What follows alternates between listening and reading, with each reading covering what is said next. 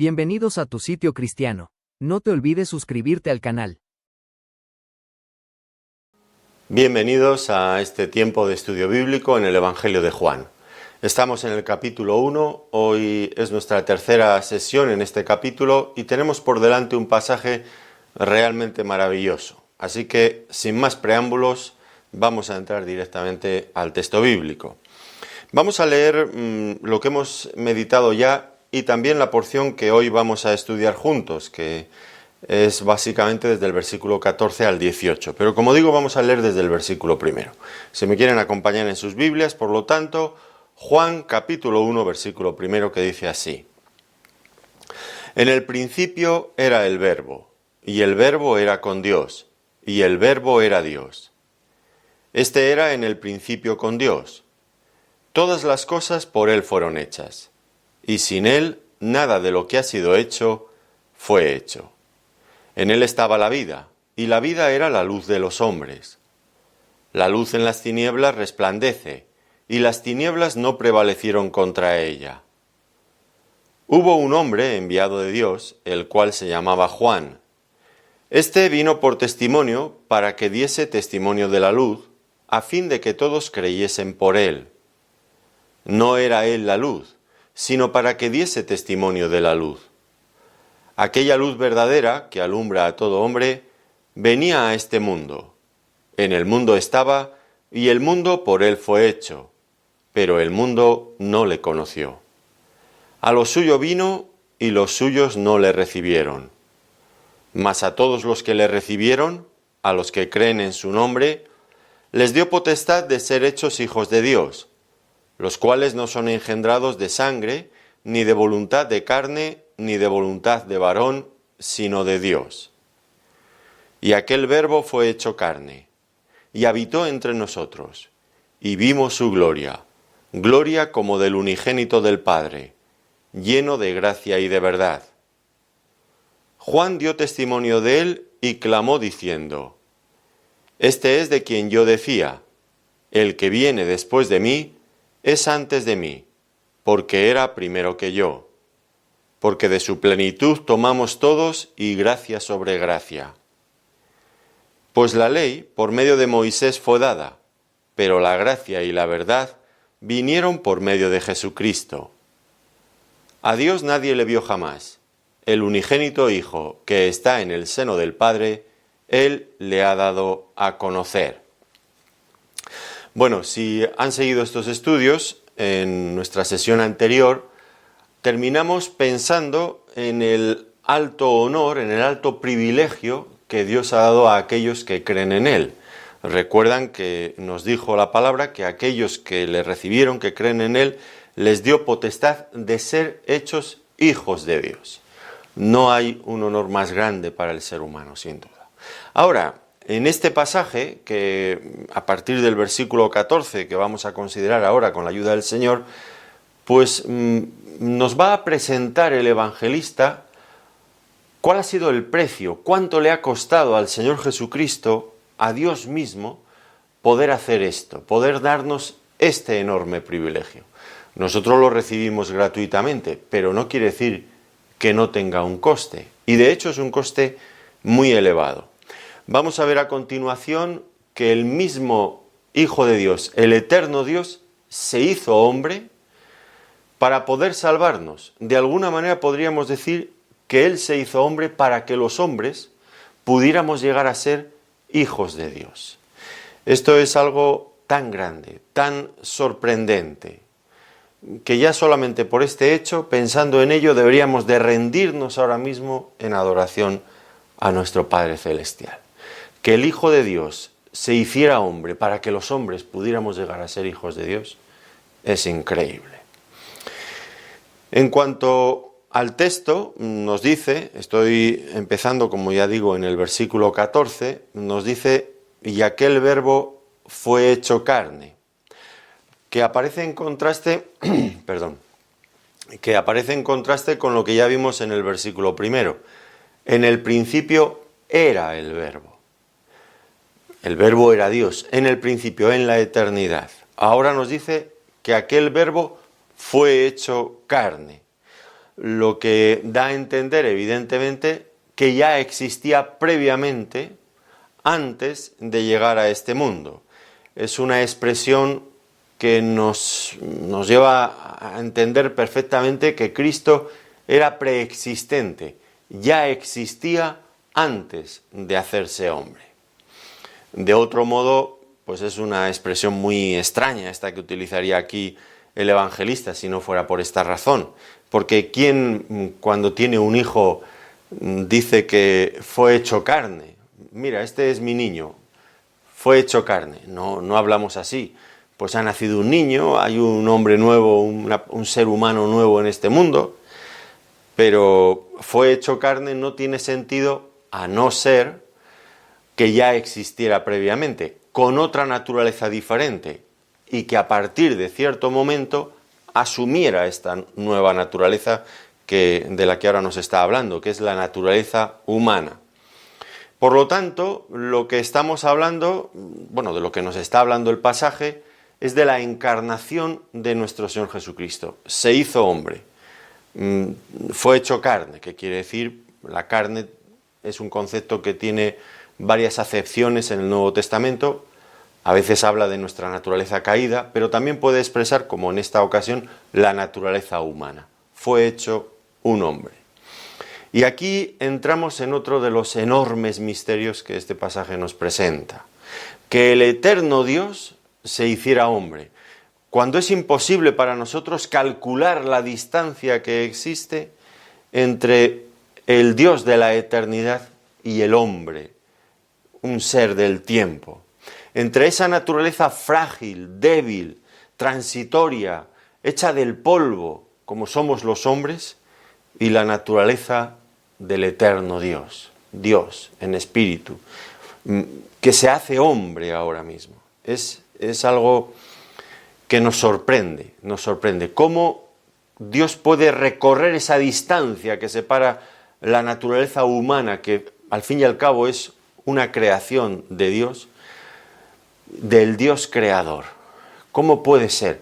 Bueno, pues aquí nos dice que esa distancia es recorrida, desde luego en bajada, es una humillación sin lugar a dudas, que el Dios eterno se haga como una de sus propias criaturas, de sus obras, para de ese modo poder ser nuestro Salvador. Y alguien se preguntaría si el Dios eterno podría habitar en un ser humano. Bueno, desde luego es un misterio, como digo. Algo parecido se preguntaba el rey Salomón, el sabio rey Salomón, después de edificar aquel templo majestuoso que él hizo, con lo mejor que encontró, una casa a rebosar de oro, los materiales más nobles, los artífices más sabios, más diestros. Todo aquello tenía que ser lo mejor de lo mejor, porque allí iba a morar el Dios del cielo. Pero por fin, cuando ya está en la dedicación de ese templo, de esa casa maravillosa, majestuosa, pues él mismo se pregunta, dice en Primera Reyes capítulo 8, versículo 27, ¿pero es verdad que Dios morará sobre la tierra? He aquí que los cielos de los cielos no te pueden contener, cuánto menos esta casa que yo he edificado. Eso en cuanto a una casa, pero podríamos decir lo mismo por extensión de un frágil, de un débil ser humano, de esa naturaleza creada tan perecedera. Dios se hace hombre, increíble, recorre toda esa distancia, humillándose para llegar hasta ese punto. Y es importante que entendamos estos hechos, porque lo que nos lleva es a la conclusión, bien, imposible de explicar y de entender plenamente, esto está fuera de toda duda, pero lo que sí que estamos viendo es que Jesucristo es el eterno Hijo de Dios en el que se hallan unidas en dos naturalezas perfectas, la divina y la humana, en una sola persona, inseparables para siempre, indivisibles para siempre. Eso es lo que nos enseña este pasaje y otros parecidos, paralelos a este pasaje. Y esto es importante. En una sola persona la naturaleza divina y la humana.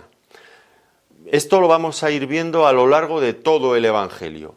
Y es importante que lo entendamos bien, porque es la clave para comprender luego el resto del Evangelio.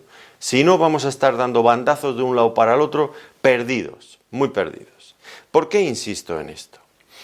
Bueno, porque el evangelista Juan, igual que los otros evangelistas, pues hay veces que nos presenta al Señor Jesucristo desde la perspectiva de su humanidad, y hay veces que nos lo presenta desde la perspectiva de su divinidad. Y es que es un hecho, ya lo acabo de decir, pero insisto en ello. En él, en una sola persona, se unen esas dos naturalezas, la humana y la divina. Como hombre, veremos al Señor Jesucristo que tenía hambre, que sentía sed, que comía, que bebía, que lloraba, que se cansaba, que sufría, que se alegraba, que se indignaba, que sentía lástima, que oraba, que leía las Escrituras, que se dejaba tentar, que sometía su voluntad a la voluntad del Padre, como hombre, cosas propias, características del ser humano. Pero es que él tenía la naturaleza humana, nos lo está diciendo aquí, fue hecho carne, es decir, asumió la naturaleza humana, se hizo hombre, la encarnación. Pero al mismo tiempo nunca dejó de ser Dios.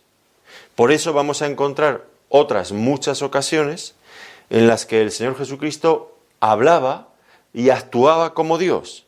Por ejemplo, mandaba a sus discípulos que de la misma forma que creían en Dios, que creyeran también en Él. Juan capítulo 14, versículo 1. Hombre, si no era Dios, no podía exigir a sus discípulos que creyeran en Él como creían en Dios. Tendría que haberles dicho, tenéis que creer en mí como si yo fuera alguien especial para Dios. Pero no dice eso. ¿Creéis en Dios? Creed también en mí. Les está exigiendo fe en Él, en su persona. Él mismo se declaraba Hijo de Dios, que para nosotros puede significar otra cosa, pero en el contexto en el que fue dicho, y eso es lo que realmente marca el significado de lo que dijo, en el contexto en el que lo dijo, era equivalente a hacerse igual a Dios. Juan capítulo 5, versículo 18. En otra ocasión dijo, el Padre y yo uno somos. Juan capítulo 10, versículo 30. Dijo también a sus discípulos, conocerle a Él era conocer al Padre. Quien le había visto a Él, había visto al Padre. Juan capítulo 14, versículos del 7 al 11. Aborrecerle a Él era aborrecer al Padre. Juan capítulo 15, versículo 23. Él hablaba de la gloria que había tenido con su Padre antes de que el mundo fuera, en la intimidad. Juan capítulo 17, versículo 5. Y de hecho, el mismo Señor nos va a decir que Isaías había tenido ya previamente, siglos antes, una visión del Señor Jesucristo sentado en el trono. Juan capítulo 12, versículos 39 al 41, en su trono divino, adorado por los serafines, coronado de toda la majestad y la gloria del Dios eterno. Por lo tanto, fíjense bien qué importante es tener estas dos ideas siempre en la mente, en flotación. No olvidarnos de ninguna de las dos, porque si alguna de las dos las perdemos de vista, pues la visión que tenemos es totalmente incompleta y finalmente tendremos problemas. Esto es lo que les ocurre a los testigos de Jehová. No sé si usted alguna vez ha tratado con ellos, yo he pasado muchas horas hablando con ellos, y ellos niegan la divinidad del Señor Jesucristo, lo relegan a un nivel inferior. Pues como hijos de Dios, como lo somos los hombres, quizás un poco mayor. Sí, mayor, pero no como el eterno Dios. Y entonces, si usted habla con ellos sobre este tema, inmediatamente va a encontrarse discutiendo con ellos, porque no estamos de acuerdo, yo por lo menos no lo estoy.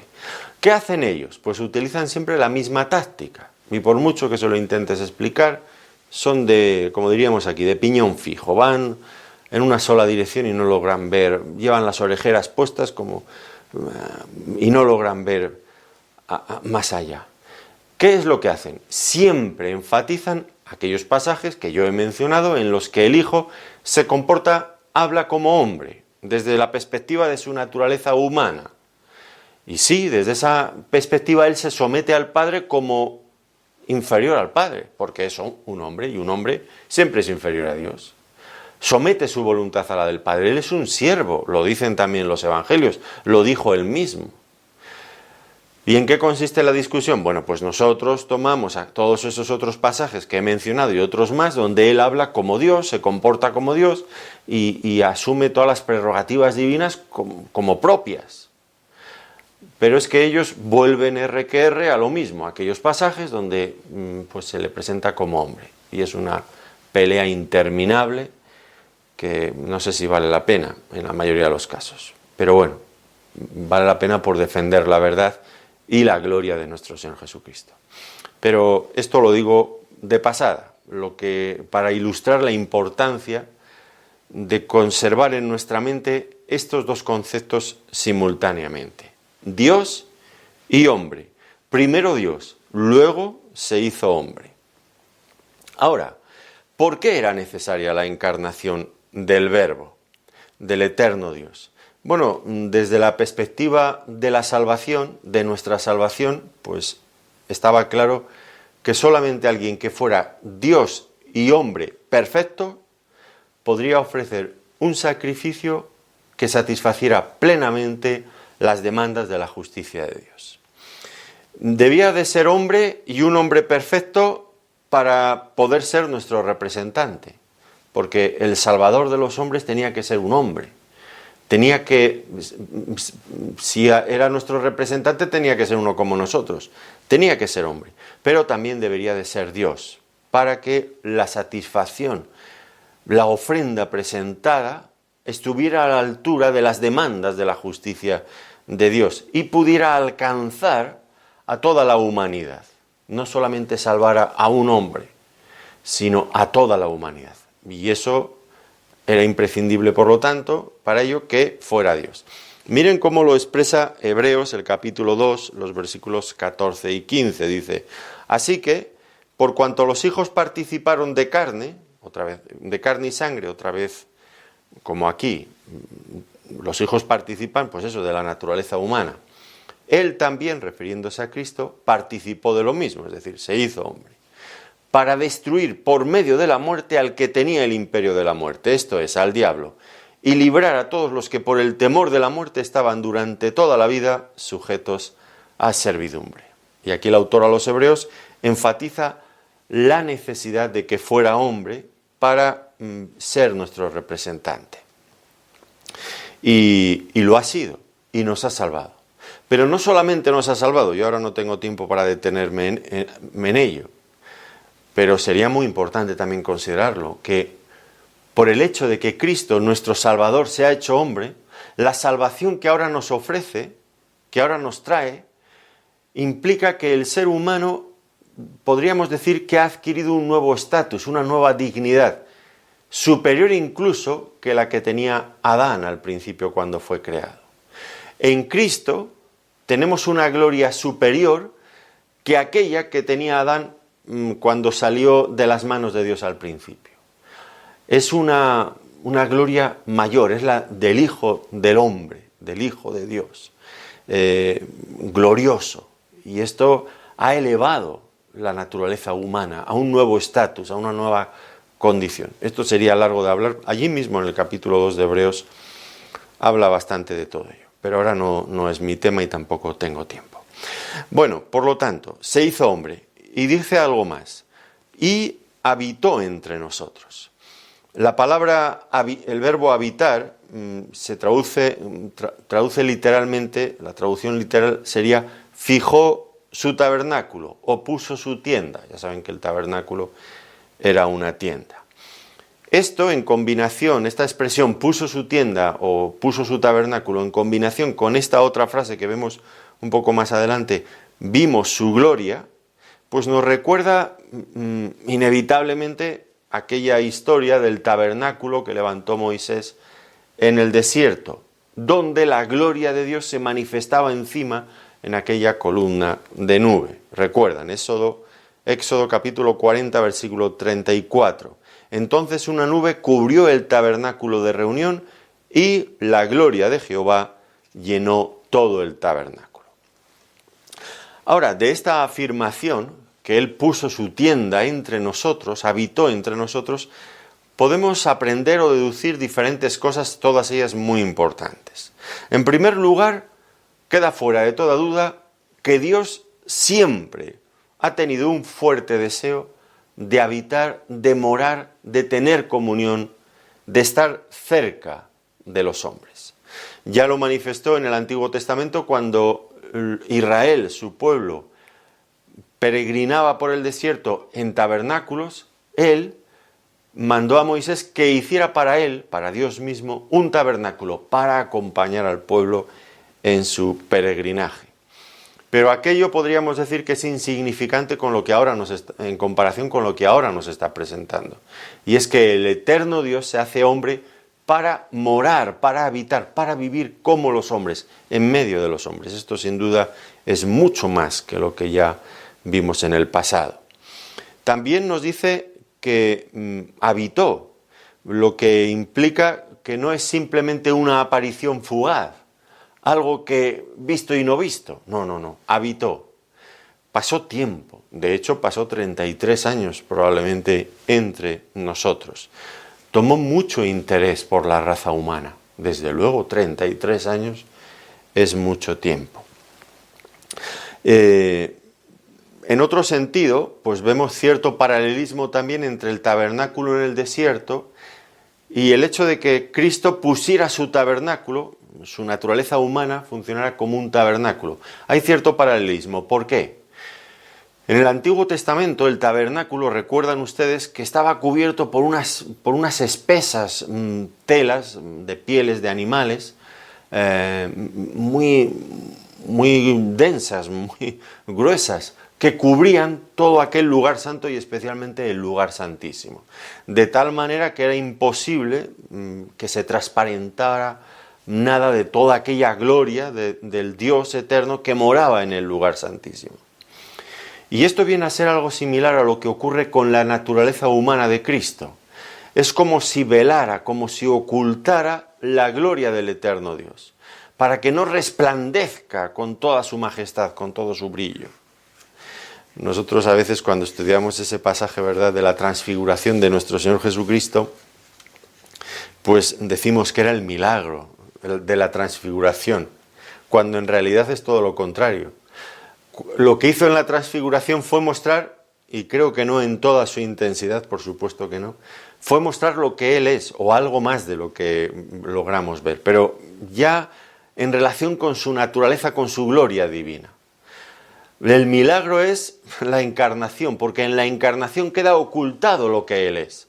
La transfiguración es mostrarse tal cual es. No es un milagro, el milagro es la encarnación, me parece a mí.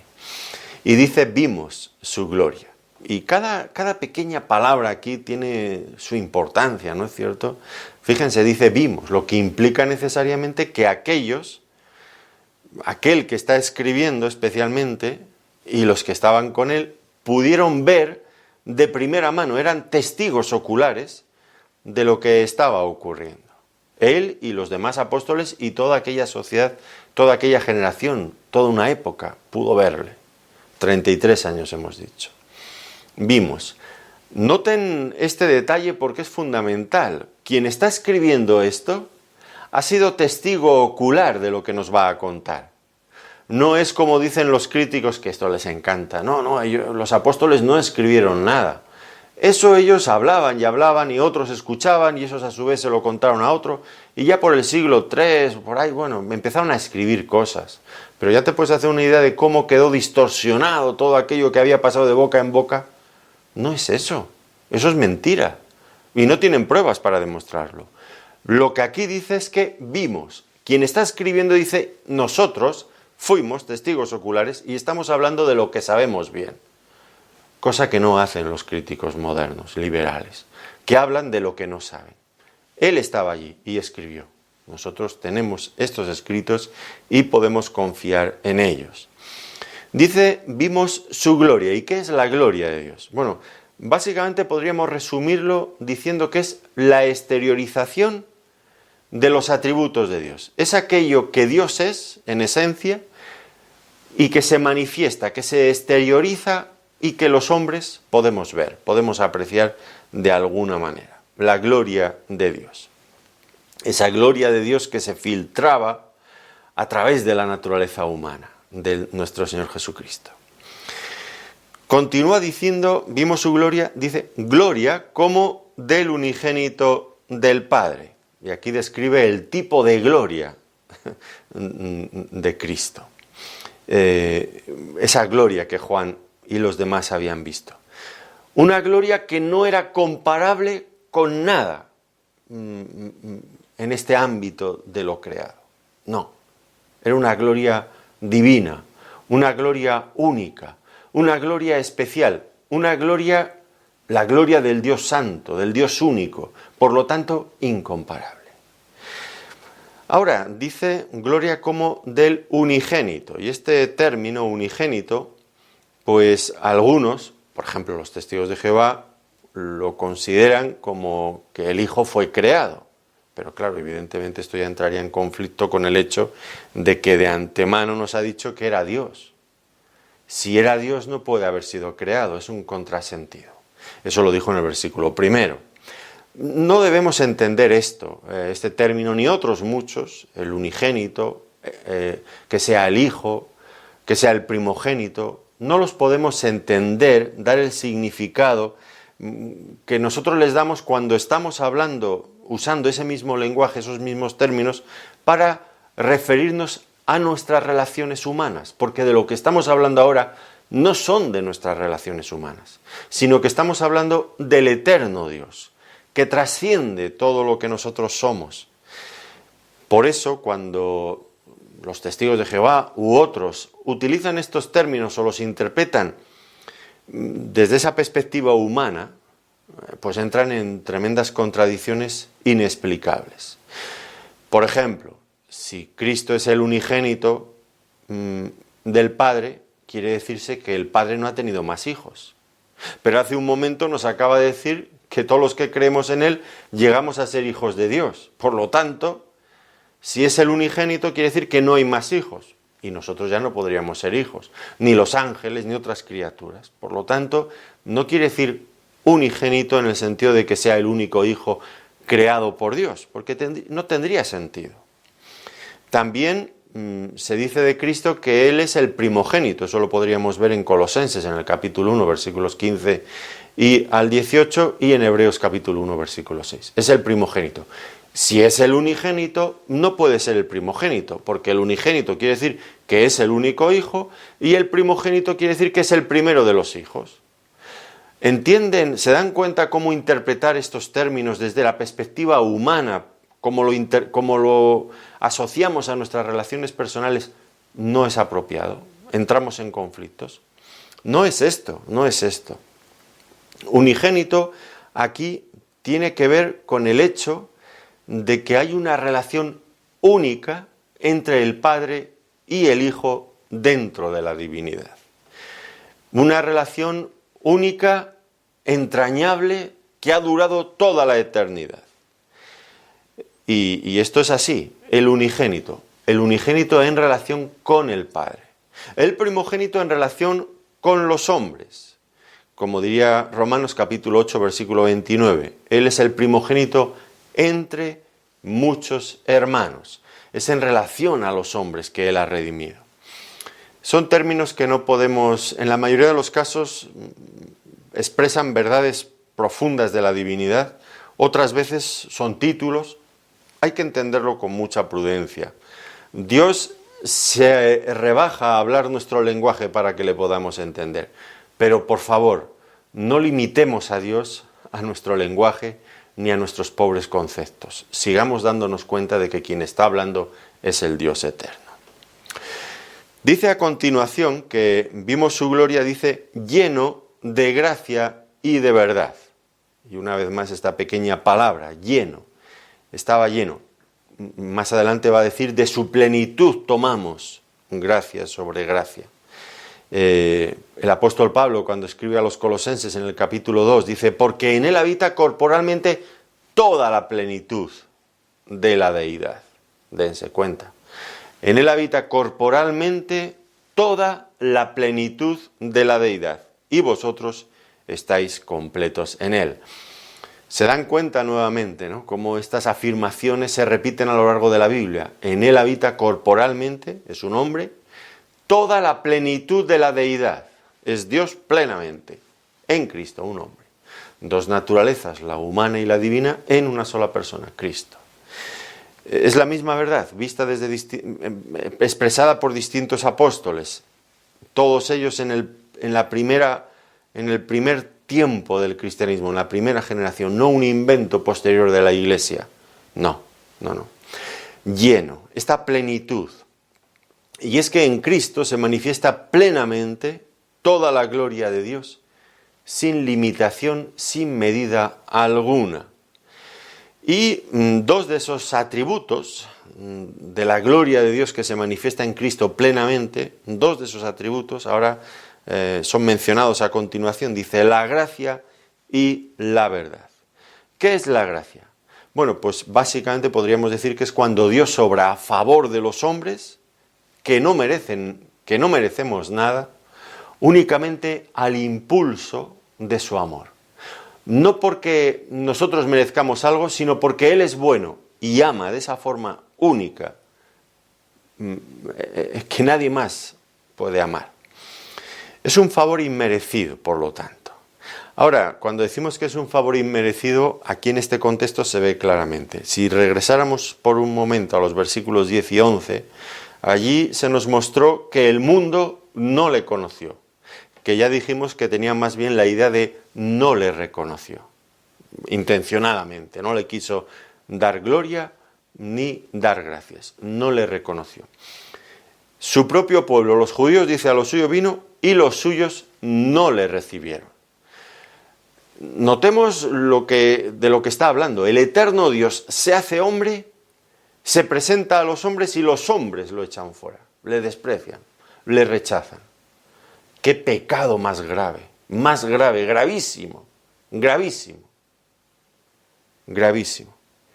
Bueno, cualquiera que no fuera un Dios de gracia, un Dios de amor, ¿qué haría con una humanidad así? Que responde de esa forma tan despreciable a la oferta, a la generosidad de Dios. ¿Qué haría? Bueno, pues sin duda destruiría este mundo inmediatamente. Es que es intolerable que los hombres hagan esto con un Dios que se esfuerza, que se humilla para poder salvar a los hombres de este modo. Pero en Cristo se manifiesta la gracia también. La gracia de Dios. Es un Dios de amor, un Dios de gracia. Y también se manifiesta, dice, de forma plena, no solo la gracia, sino también la verdad. Es decir, todo lo que el hombre puede saber de Dios, la verdad absoluta, con letras mayúsculas, se encuentra en Cristo. Todo lo que podemos saber de Dios, todo lo que podemos saber de las verdades eternas y absolutas, están en Cristo. Ahora, qué importante es que estas dos cosas vengan juntas, la gracia y la verdad. ¿Por qué deben de ir juntas? ¿Por qué es importante que estén juntas? Bueno, porque si nos mostrara simplemente la verdad y empezara a apuntar hacia la verdad del hombre, ¿qué verdad tendríamos que decir del hombre? Pues que somos pecadores manchados por el pecado, sucios por las cosas que hemos hecho. Si lo único que Cristo mostrara plenamente es la verdad, estábamos perdidos. Pero, y es por eso tan importante que venga de la mano de este otro atributo de nuestro Dios, la gracia, la gracia nos habla de la grandeza del perdón de Dios. Qué importante es que vayan juntas. A continuación pasa a comparar a dos personas, la persona de Juan el Bautista y de Moisés y sus ministerios, con el mismo Hijo de Dios. El primero de ellos es Juan el Bautista. De él se nos dice que Juan dio testimonio de él. Y él lo declaró como el eterno Hijo de Dios. Dice, este es de quien yo decía, el que viene después de mí es antes de mí porque era primero que yo. Y aquí es importante pensar realmente en lo que está diciendo. Dice, el que viene después de mí es antes de mí. ¿Por qué dice esto? Bueno, vino después de él porque Juan el Bautista era varios meses, 6 meses mayor que el Señor Jesucristo. Recuerdan el embarazo de Elizabeth y el de María, había 6 meses de diferencia. Pues Elizabeth estaba embarazada de Juan el Bautista, nació 6 meses antes, y luego el Señor Jesucristo nació de la Virgen María. Y entonces dice, el que viene después de mí, es decir, nació 6 meses después que yo, pero vuelve a incidir en la misma verdad, es antes de mí. ¿Por qué? Bueno, no solo porque es superior en dignidad, que es una de las ideas implícitas aquí, sino también porque existía antes que él, como el eterno Dios. Nuevamente volvemos al mismo concepto. Hay un pasaje en Isaías, cuando habla acerca del Mesías que había de venir, en Isaías capítulo 9, versículo 6, que es un pasaje que yo siempre me quedo pensativo porque hay tal cantidad de contrastes. Miren cómo dice Isaías: porque un niño nos es nacido.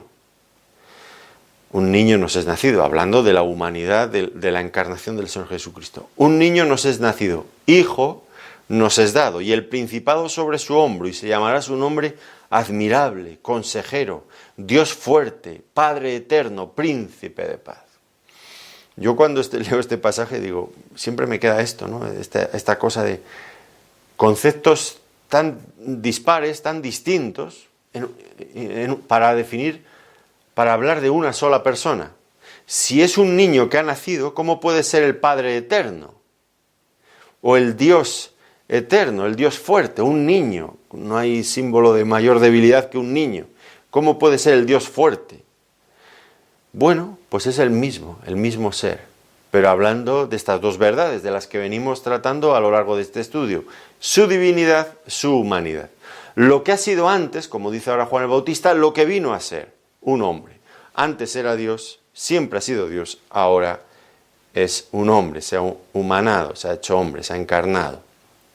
Y dice que dice Juan el Bautista, estaba lleno de gracia. Y de su plenitud tomamos todos gracia sobre gracia. Son detalles también muy hermosos, porque lo que vienen a transmitirnos es que en Cristo hay una plenitud absoluta, infinita, inagotable. Como diría Pablo escribiendo a los Colosenses en el capítulo 1 y versículo 19, por cuanto agradó al Padre que en él, en Cristo, habitase toda plenitud. Es decir, todo lo que el pecador pueda necesitar se halla en Cristo. Y en él, solamente en él, la vida del ser humano puede estar plenamente desarrollada, completa, solamente en Cristo. Todo eso es derramado sobre todos esta gracia de Dios es derramada de forma continuada, inagotable, imparable, a favor de los hombres. Siempre, ya les he comentado en otras ocasiones, siempre me recuerda esta expresión, gracia sobre gracia, las olas en el mar, cuando usted se coloca en la orilla, en la playa, una ola viene, llega hasta donde usted está, quizás le atraviesa, vuelve de nuevo hacia el mar, pero según está volviendo ya hay otra que está viniendo. O como el maná en el desierto, cada mañana Dios enviaba nuevamente el maná para que nada les faltara. Toda la gracia de Dios, derramada por igual sobre todos los hombres, como dice en el Evangelio de Mateo capítulo 5, versículo 45, hablando el mismo Señor Jesucristo. Vuestro Padre que está en los cielos, que hace salir su sol sobre malos y buenos, que hace llover sobre justos e injustos. Esta idea de abundancia, de plenitud, que va a surgir una y otra vez a lo largo de todo el Evangelio de Juan. ¿Recuerdan ustedes el milagro en las bodas de Caná de Galilea? Tú has reservado para el final el mejor vino, que transmite esta idea de esto nunca se acaba lo bueno con el Señor. De hecho, cada vez es mejor. Esta sensación, que nos transmite de plenitud. A la mujer samaritana en el capítulo 4 de Juan le ofreció una fuente que salte para vida eterna. A la multitud hambrienta en el desierto les dio más que suficiente, sobró. Al alma sedienta le prometió que de su interior correrían ríos de agua viva. dijo en Juan capítulo 7, versículo 38. Así que Juan el Bautista nos transmite esta idea de plenitud de nuestro Señor Jesucristo, de su gracia, también de su verdad. Y luego a continuación se nos presenta la persona de Cristo en contraste con Moisés. Pues la ley por medio de Moisés fue dada, pero la gracia y la verdad vinieron por medio de Jesucristo. Y aquí el énfasis ya no es solamente entre la persona del Señor Jesucristo y Moisés, sino también lo que ambos representaban. Moisés representando la ley, el Señor Jesucristo representando el Evangelio de la gracia de Dios. En ambos casos, la ley y el Evangelio o la gracia son dos formas de intentar relacionarse con Dios. Y hay que decir que ambas formas son incompatibles. O se escoge una o se escoge la otra, pero no se pueden escoger las dos simultáneamente. O se va por el lado de la gracia de Dios o se va por el lado de la ley. Y ambos son incompatibles. En cuanto a la ley, pues la ley expresa mandamientos, expresa el carácter de Dios y se expresa en forma de mandamientos. A Dios le agrada esto, por lo tanto espera que hagamos ciertas cosas. ¿Y el hombre podría relacionarse con Dios? Sí que podría. Se podría relacionar con Dios si lograra cumplir perfectamente, totalmente, cada parte de la ley de Dios, de forma absoluta y completa. ¿Qué ocurre? Pues que el hombre es incapaz de cumplir toda la ley de Dios de esa manera de la que estamos hablando. ¿Y cuál es la contrapartida de la ley de Dios? Bueno, pues si logramos cumplir todo lo que la ley dice, tenemos una relación correcta con Dios, pero si no cumplimos todo lo que la ley dice, caemos bajo la maldición, la condenación de la ley de Dios. Los israelitas fueron realmente muy ingenuos cuando recibieron por primera vez la ley. En Éxodo, en el capítulo 24, versículo 3, le dicen a Moisés: haremos todas las cosas que Jehová ha dicho. Haremos todas las cosas que Jehová ha dicho.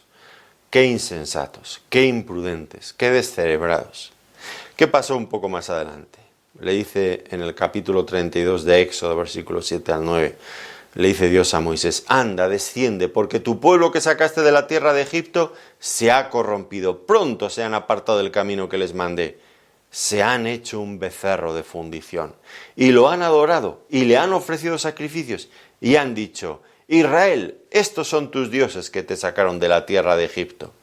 Dijo más Jehová a Moisés: yo he visto a este pueblo, que por cierto es pueblo de dura cerviz. El primer mandamiento de la ley de Dios: no te harás dioses, yo soy Jehová tu Dios que te sacó de Egipto, no te harás dioses aparte de mí. ¿Qué es lo primero que hicieron? Transgredir el primero de los mandamientos. Y luego el segundo, y a partir de ahí todo lo demás. Porque festejaron, hicieron fiesta. Todos los principios de la ley de Dios fueron pisoteados. Por lo tanto, la ley, que es buena, la ley no es mala, la ley es buena. Pero el hombre pecador, el hombre caído, no tiene las fuerzas necesarias para cumplirla. Por lo tanto, la ley actúa como un espejo que nos muestra nuestra maldad, nuestro estado, pero no nos da la capacidad para cambiarlo. Es como el termómetro. Si usted está enfermo, le ha subido la temperatura corporal, piensa que tiene fiebre, le pondrán el termómetro en las axilas o donde sea, y el termómetro le dirá si usted está bien o si está mal. Y le dice el termómetro: estás mal, tienes la temperatura que sea, estás mal, estás enfermo. El termómetro le muestra a usted que está enfermo, pero no puede hacer nada para quitarle la fiebre, para sanarlo. Pues así actúa la ley. La ley es precisa, la ley es buena, pero no nos puede salvar. Por lo tanto, quienes intenten establecer una relación con Dios por medio de la ley están condenados al fracaso y a la condenación eterna. ¿Qué otra alternativa nos queda? Bueno, pues aquí estamos viendo: la ley vino por Moisés, pero la gracia y la verdad vinieron por medio de Jesucristo. La gracia, todo el favor de Dios para el hombre pecador que no se merece nada, pues nos viene por medio de Jesucristo. de Jesucristo y de su Evangelio. Él no venía a juzgar a los hombres con la ley, sino que venía a salvarlos por su gracia. Y esto es tan importante. Ahora, vuelvo a insistir en lo que decía al principio, hace un momento. O se escoge la ley o se escoge la gracia, pero no ambas cosas. ¿Y qué hace el hombre religioso? El hombre religioso, aunque la Biblia lo deja tan claro, por medio de las obras de la ley ningún ser humano será justificado delante de Dios. Lo dice una y mil veces la palabra de Dios. ¿Qué hace el ser humano? Se inventa la religión. Y la religión es una combinación de esas dos cosas, pretende ser una combinación de esas dos cosas, de la ley y la gracia. El hombre esforzándose en cumplir la ley de Dios y cuando ya no puede más, pues espera en la gracia de Dios. Y eso es absurdo. O somos aceptados por la gracia de Dios inmerecidamente, o somos rechazados por incumplir la ley de Dios. ¿Qué hacen otros? Pues otros lo que hacen es una cosa que me parece también muy absurda. Y es que no toman la ley en su conjunto, sino seleccionan algunos de los mandamientos de la ley, y no siempre de la ley moral, y los cumplen. Por ejemplo, los judíos, pues sí, hacían caso de la ley moral. Un mandamiento para ellos era supremo, el día de reposo. Los adventistas hoy en día están igual. Los judíos también hacían mucho hincapié en la circuncisión y cumplían eso, el día de reposo. Bueno, el día de reposo tiene su dificultad cumplirlo, pero bueno, al fin y al cabo, según lo interpretaban ellos y los adventistas hoy en día, es no hacer nada. La circuncisión es algo que no tienes que esforzarte tampoco mucho, porque se lo hacían cuando tenían 8 días. Y entonces ellos creen que cumpliendo eso que han elegido de la ley de Dios, ya cumpliendo eso son el pueblo de Dios. Eso y la gracia de Dios. No. Si usted se arriesga a ir, decide ir por ese lado de la ley, ya sea creyendo que va a esforzarse en cumplir la ley hasta donde puede y luego la gracia de Dios le va a suplir, o creyendo que porque cumple algunas cosas específicas de la ley de Dios en la que usted pone todo el énfasis posible, eso en unión con la gracia de Dios va a ser salvado, se está usted equivocando. Son caminos que discurren en direcciones opuestas. O elige uno o elige el otro, pero no puede estar en los dos caminos al mismo tiempo. Y por supuesto, lo que viene a decirnos aquí es que por medio de Jesucristo vino la gracia, porque es la gracia lo que necesitamos. La ley nunca ha podido salvar a nadie. Y eso es lo que reconocen con tristeza los propios apóstoles cuando escriben sus cartas. Entonces, la gracia que vino por medio de Jesucristo. La gracia y la verdad. ¿La verdad a qué se refiere? Bueno, puede ser hacer una alusión a que Cristo habló siempre la verdad, y esto sería totalmente cierto. Pero también por Cristo vino la verdad de las cosas. Esto tendríamos que remontarnos nuevamente al ámbito, al tiempo de Moisés. Él dio la ley moral, pero dio también una ley ceremonial en la que había infinidad de símbolos, que esos símbolos no tenían ningún valor en sí mismos. Tenían valor en tanto que apuntaban a una verdad importante y auténtica.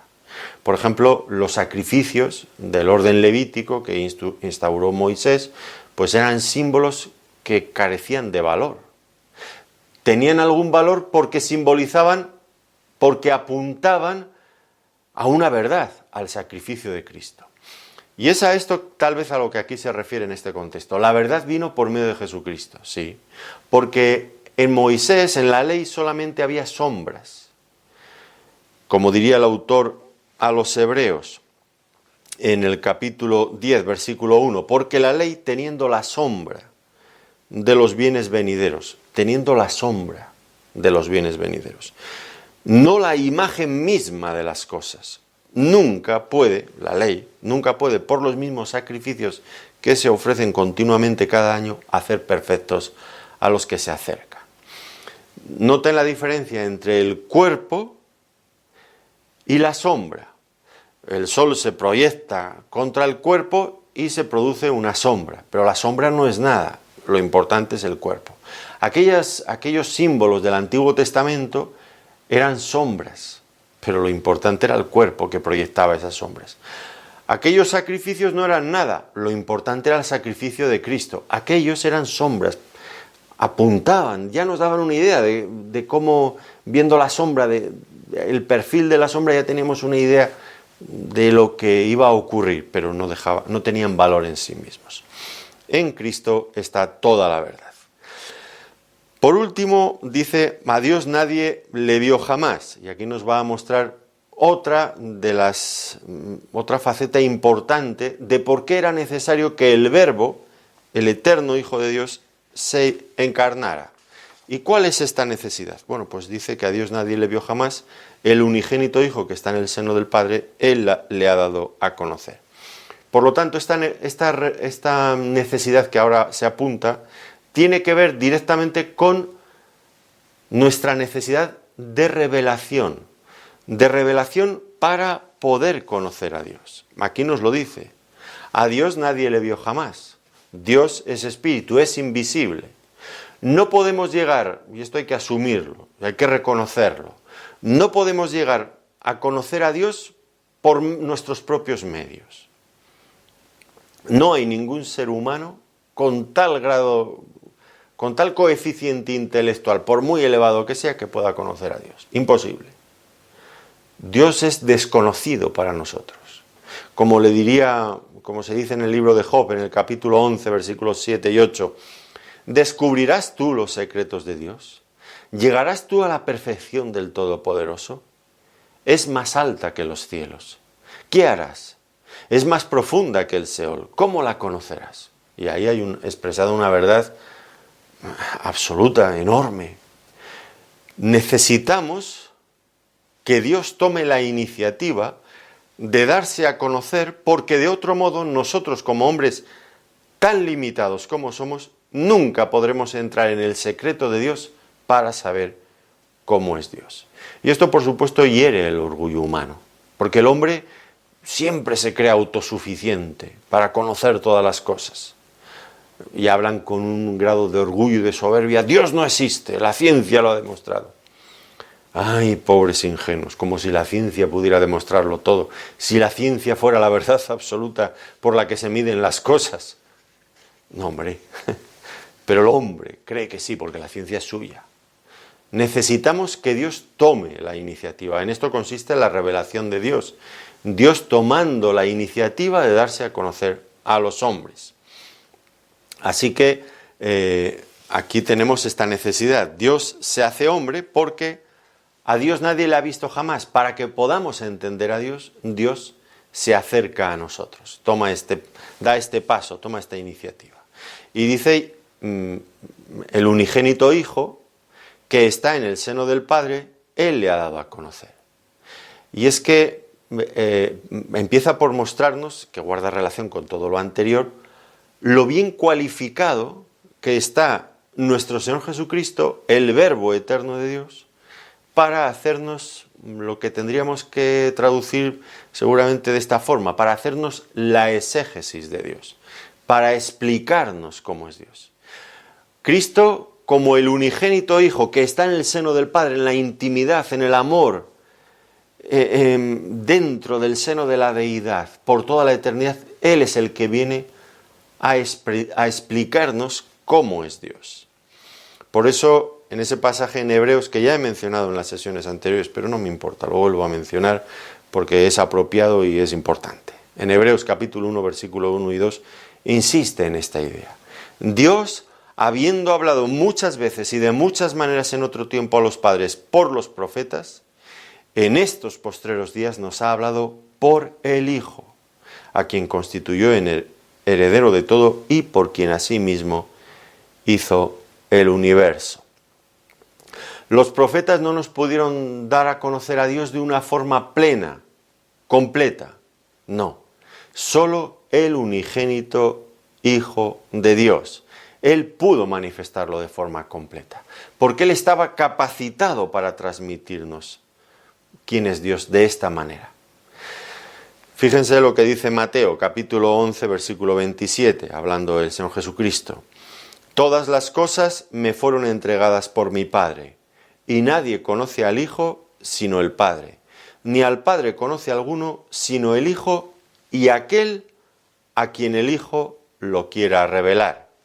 Que por supuesto el Hijo lo ha querido revelar a todos los hombres, para eso se ha hecho hombre, se ha encarnado, para eso nos ha llegado el Evangelio, para que podamos todos los hombres, sin excepción, conocer las cosas del Padre, porque algunos interpretan aquel a quien Él lo quiera dar a conocer como que va a ser muy selectivo y va a elegir a unos para darse a conocer y a otros no, pero la verdad es que el Evangelio está a disposición de todos los hombres y todo lo que los que se salvan pueden saber de Dios, lo pueden saber también los inconversos leyendo la misma fuente de revelación que todos por igual hemos recibido. Así que el Hijo quiere dar a conocer al Padre a todos los hombres. La verdad aquí es que si Él no quiere, nadie puede saber cómo es Dios, pero Él quiere. Quiere y es generoso, va a darse, se da a conocer a todos los hombres. Podríamos, por lo tanto, decir que el Verbo de Dios, el Señor Jesucristo, el eterno Dios, al hacerse hombre, pues nos ha hecho una traducción perfecta de quién es Dios al lenguaje humano. Es una interpretación, una exégesis de Dios. Cristo interpretándonos, dándonos a conocer, explicándonos de forma completa y definitiva quién es Dios. De tal manera que una y otra vez en este Evangelio se nos va a decir que cuando los hombres veían a Jesús, estaban viendo a Dios. Cuando le oían hablar a Dios. Sentían su amor, sentían la ternura y la compasión de Dios. Cuando escuchaban hablar a Cristo no estaban escuchando sus propias palabras, sino las palabras que el Padre le había dado para hablar cuando le envió a este mundo. Por lo tanto, la forma más exacta, la única forma de conocer plenamente a Dios es a través de nuestro Señor Jesucristo. Qué importante, por lo tanto, que nosotros dediquemos tiempo a estudiar los Evangelios. Hay personas que están interesadas en otras cosas más actuales. Miren, lo verdaderamente importante es conocer a Dios a través de su Hijo Jesucristo. Nunca nos cansemos de intentar sondear cada vez más profundamente en estos pasajes bíblicos, en los Evangelios, porque ahí está toda la riqueza, todos los tesoros de la sabiduría que se encuentran en Cristo, como diría Pablo cuando escribía a los Colosenses, que estaban fascinados por otras fuentes de conocimiento que les venían por el gnosticismo. Y él dice, no, en Cristo están escondidos todos los tesoros de la sabiduría. Bueno, llegamos al final entonces de esta porción. Qué gran obra ha hecho Dios cuando envió a su Hijo. No solamente la obra de la cruz, que es inmensa, es inagotable cuando intentamos penetrar en todo lo que implica, pero también la encarnación, que es una verdad que a la que no siempre se le da todo el valor, no siempre se percibe toda la riqueza que tiene la encarnación. La encarnación del Hijo de Dios es una obra de amor, es una obra de gracia, es una obra para acercarse al pecador, para darse a conocer al pecador. Es una forma de traer perdón y salvación, de poder hacerse nuestro representante. Es el paso previo, necesario, imprescindible, antes de llegar a la cruz. Cuánta grandeza de este nuestro Dios, que logra humillarse hasta este punto. Y ahora la pregunta que nos queda es, ¿y nosotros cómo vamos a responder a este Dios que ha hecho tanto por el hombre? ¿Seguiremos cerrando nuestros corazones a la generosidad de este Dios, al amor y la gracia de este Dios? ¿O nos rendiremos a Él y le adoraremos? Yo por mi parte ya he tomado una decisión hace mucho tiempo, ya ustedes lo saben. Yo me he rendido al Señor Jesucristo y soy un admirador profundo. Y cada vez quiero admirarle más de nuestro Dios, de su Hijo Jesucristo. Por supuesto que sí. Y yo les animo a que lo hagan también ustedes. No pierdan la oportunidad de hacerlo. Y descubrirán que Él es el único que puede dar plenitud a su vida.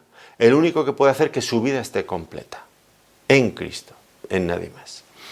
Pues que el Señor les bendiga muy ricamente. Les agradezco una vez más que nos hayan querido acompañar en este tiempo de estudio bíblico. Muchas gracias.